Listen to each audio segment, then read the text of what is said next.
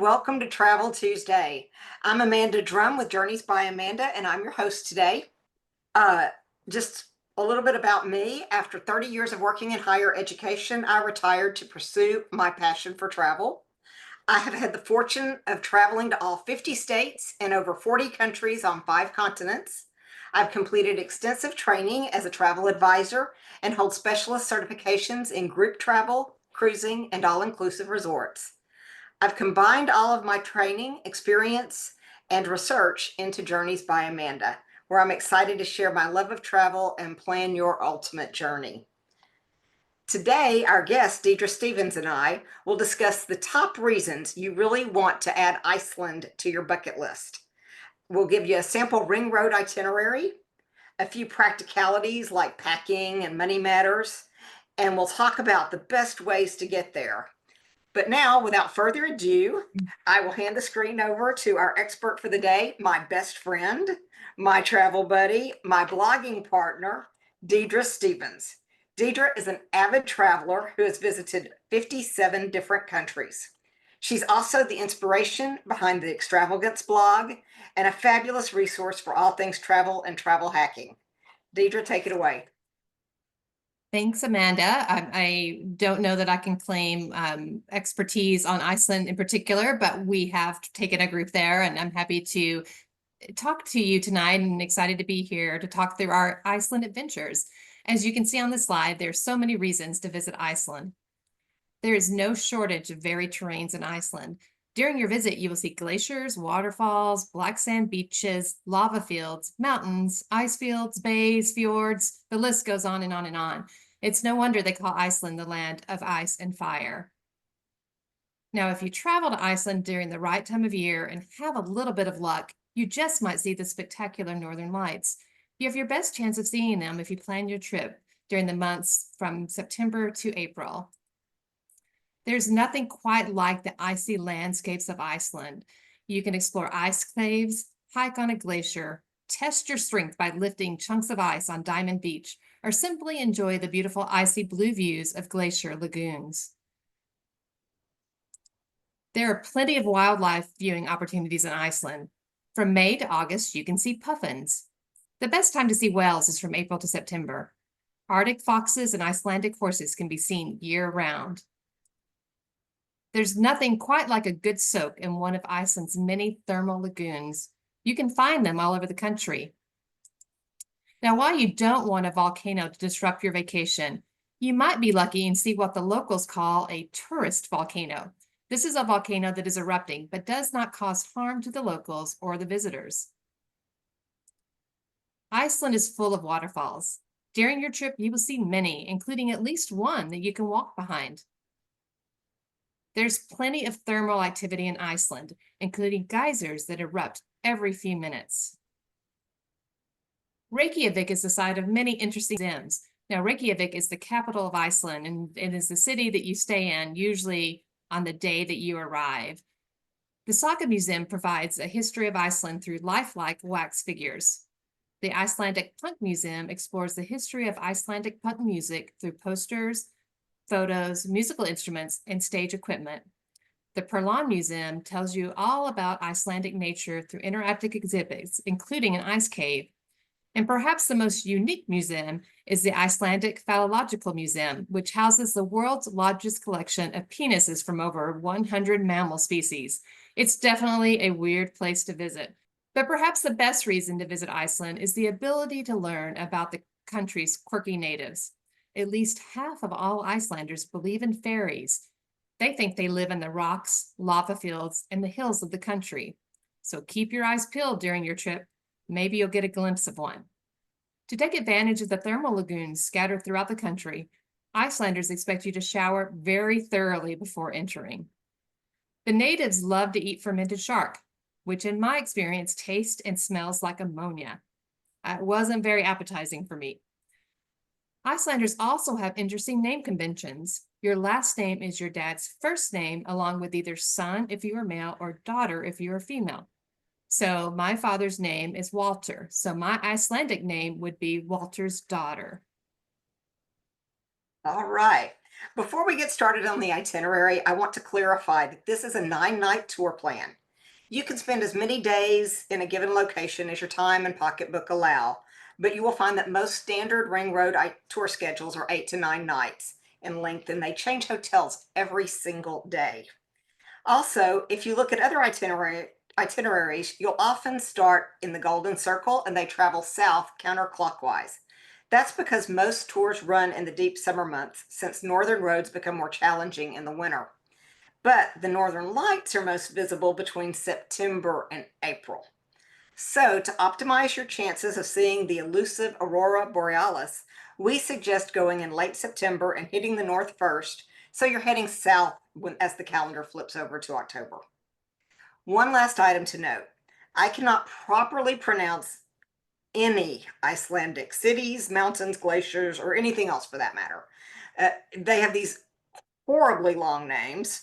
They're crazy sounding. They don't sound like what they're spelled as. So no matter what, and my tongue just doesn't do it. Anything I say typically comes out as like gobbledygook. So please be patient with my Texan version of Icelandic. So, on that first day, you're actually going to fly into Keflavik, which is 40 minutes from Reykjavik, but there are all sorts of transfer options that get you to the capital because there's really nothing to do in Keflavik. Some of these transfer options stop at the Blue Lagoon, so if that is up and functioning, which it seems to be open and closed on a rotating basis right now due to lava, um, that's a kind of neat thing to do on your first day. But once you arrive at your hotel, you can store your luggage and then you need to hit the pavement and do some of those things that Deidre talked about. Most flights arrive in the early morning and you need to stay awake until at least about 7 p.m. to get a jump on your jet lag. Let's see. There are so many things to see and do in Reykjavik. If you have time, you should really spend 2 to 3 days checking out the museums, shows, food tours, and shopping in this amazing city. Doing so will also give you time to kind of acclimate before you hit the ring road. The first big day of our road trip takes us north from Reykjavik. Not all itineraries include the Snæfellsnes Peninsula, but if you have time, you should definitely check it out. It is one of my favorite places in all of Iceland. The Snæfellsnes Peninsula is often referred to as Iceland in miniature because it's wonderfully diverse. There's a wonderfully diverse array of everything Iceland is known for. Spend the day checking out black beaches, mountains, glaciers, craters, caves, and waterfalls. You'll also find a dramatic ocean cliffs, quaint fishing villages, and possibly a legend or two as you drive along the peninsula.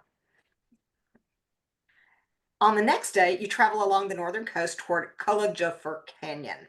This is the home of Kola, a big troll that steals the Atlantic salmon from the river. Legend says you do not want to wake her up, as it might be the very last thing you do in Iceland. So be careful when you're there. If you do survive Kola, head onward toward the capital of the north, Akureyri. Take some time to check out the city, shop, and grab a bite to eat before the next leg of your journey. Then drive toward the Lake Mithven area and the Diamond Circle. This scenic route will take you to some of Iceland's most stunning sights, including the Godafoss waterfall. You'll spend the next 2 days exploring North Iceland. There are so many fabulous sights that you will be hard pressed to do them all. That is why we recommend that you spend at least 2 days in this area. Some tours move you through really quickly, while others have you change hotels just a few miles down the road. But if you stay in Mithven or Husavik, you can access all the sites and give your suitcase a break for at least one night. Plus, if you're interested in a whale watching tour, the town of Husavik is the European whale watching capital. So it's a good place to do that. You'll really enjoy exploring the Lake Mithven area. This is a shallow volcanic lake with towering lava formations. Don't miss the Mithven lava nature baths while you're in the area. This is the Blue Lagoon of the North and will ease your sore muscles in your tired body. So enjoy a good soak in these wonderful thermal waters. In fact, you're going to find thermal waters along the area, and you can probably enjoy a soak almost every night if you really want one. There are numerous other spectacular sights to fill 2 or more days in the north. Check out breathtaking waterfalls, still warm lava fields, hexagonal basalt columns, hissing fumaroles, hot sulfuric springs, and bubbling mud pools. Most of these sites are easily accessible, but if you're a hiker, you'll find even more treasures. Eventually, you'll need to leave the north, though, and travel toward the east fjords.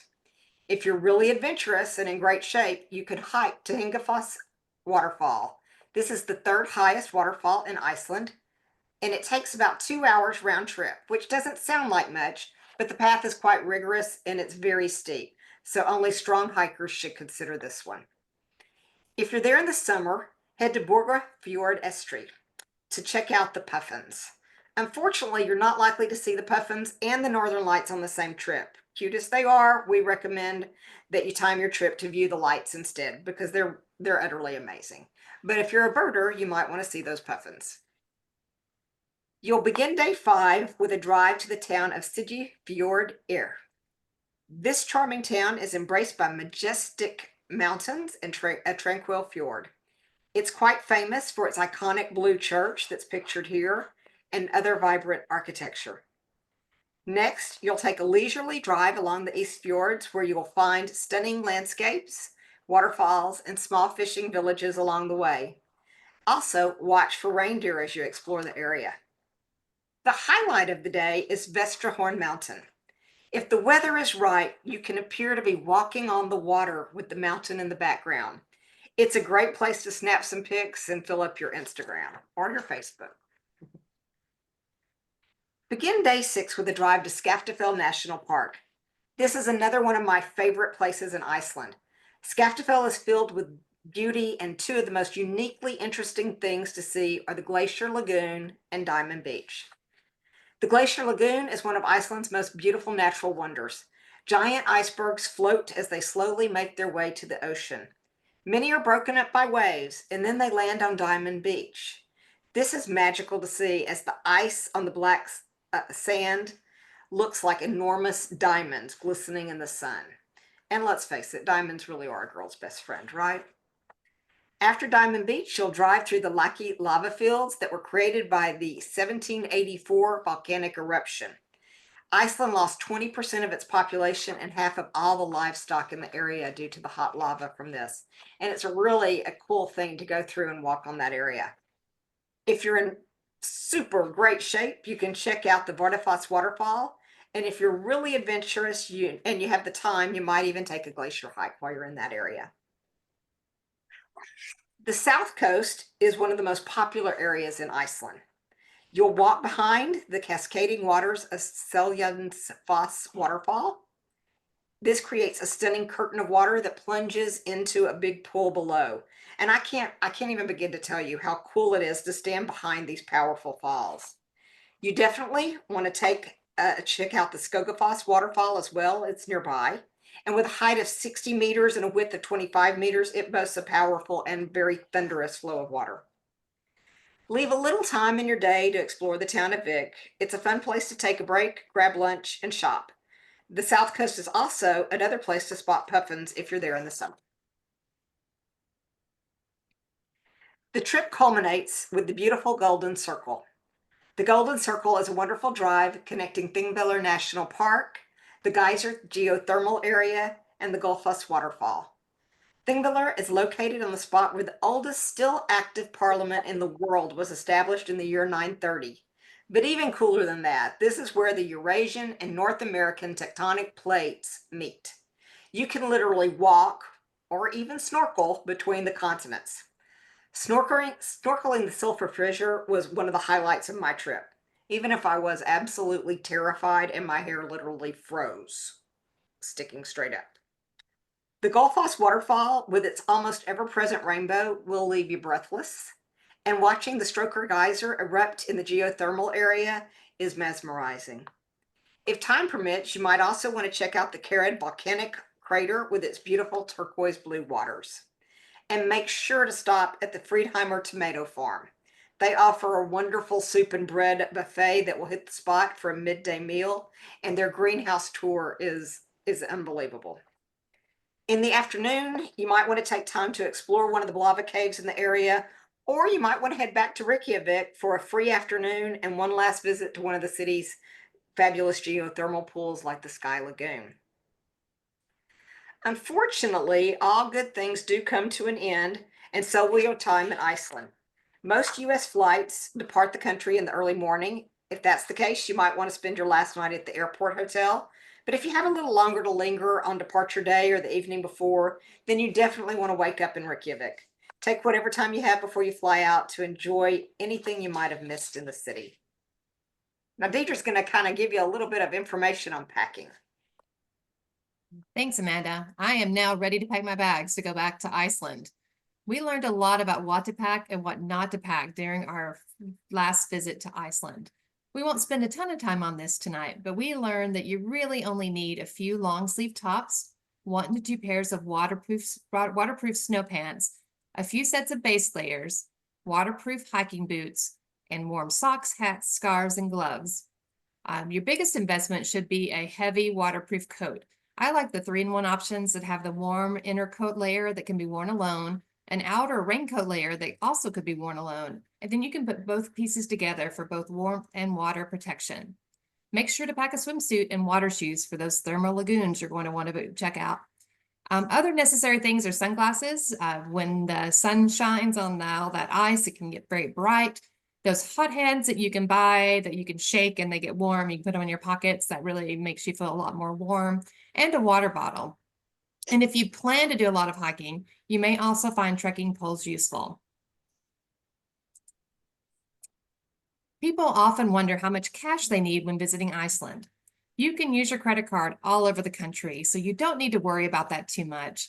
You just need to get a few Icelandic kronas to get by, probably about 40 US dollars worth. I usually get money just at the ATM at the airport. The exchange rate is not terrific, but it always makes me feel more confident when I have a little bit of cash in my pocket before I leave the airport. Tipping is appreciated, but it's not expected. You can give 10% for exceptional service, but if you just get mediocre or average service, you really don't have to give any extra tips. Food and alcohol are expensive, but you can get quality meals from grocery stores, convenience stores, and food halls. I think we had many a meal at a convenience store that was right next to our hotel during our trip. If you like to drink alcohol, you should purchase it in the duty-free shop at the airport when you arrive. It's really only available in restaurants there, and it's very expensive. You can't buy anything at a convenience store there. So now that we've convinced you to go to Iceland, hopefully, how can you get there?